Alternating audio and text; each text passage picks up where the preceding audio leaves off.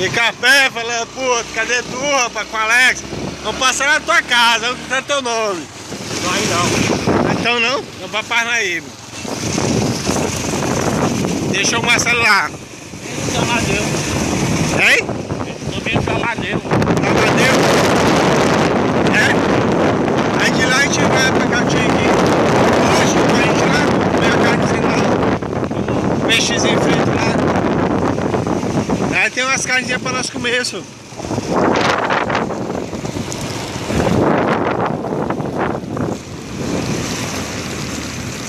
Cadê o André, o Cudicano? Tá aqui, cabô. Ó o celular dele, ó, não trouxe. Rapaz, eu não sabia, doido. Tu vai lá buscar.